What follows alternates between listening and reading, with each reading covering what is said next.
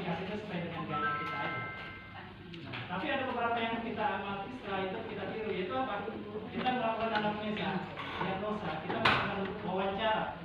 Jadi sebelum melakukan menjadi seorang terapis, kita harus wawancara.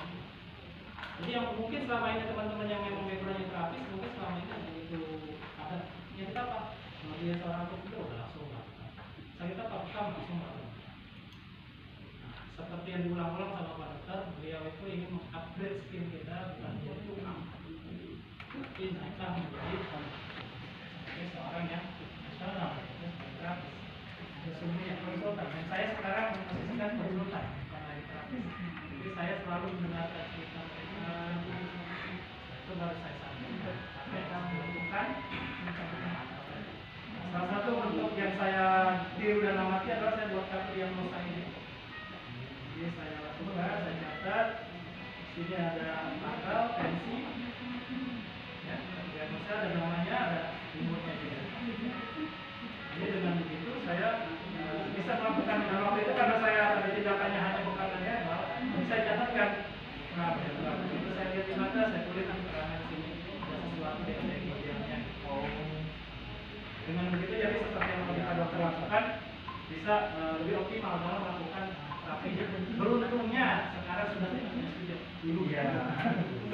Jadi beruntungnya lagi pada saat kita melakukan diagnosis gerontologi nanti ke depan itu bisa dikorelasikan ya, dengan apa yang kita lakukan painful tadi.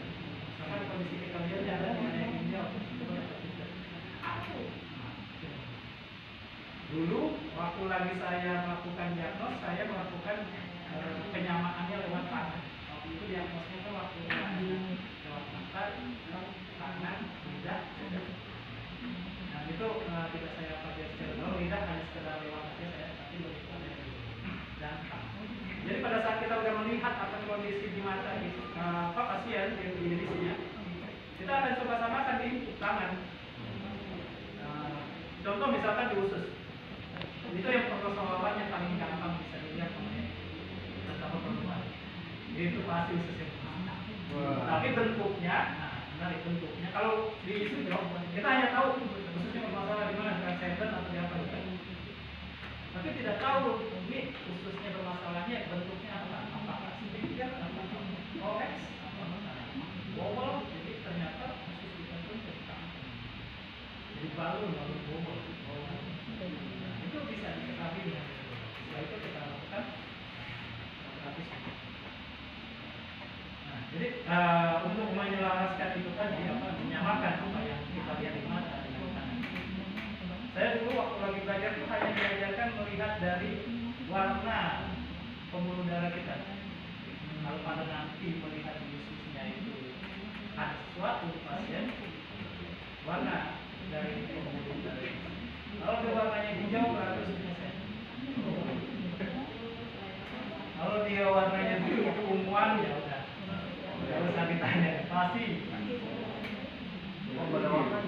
dia sayang tuh buang airnya. Kagak jawab tadi seminggu. Jadi setelah 17 tahun terus sampai akhirnya saya pergi lagi sekalian.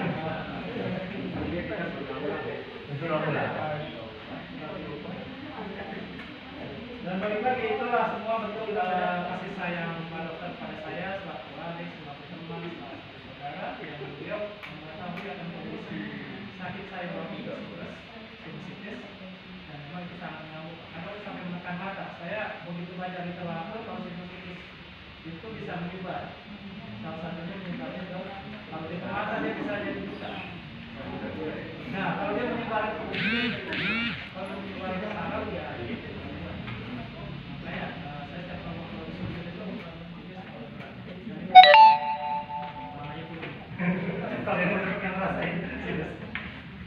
Alhamdulillah sekarang sudah tidak lagi mengalami, walaupun ada gitu ya, saya tetap nih mulainya.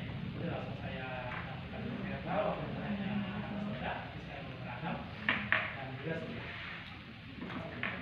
Oke, seperti itu sepintas tentang saya.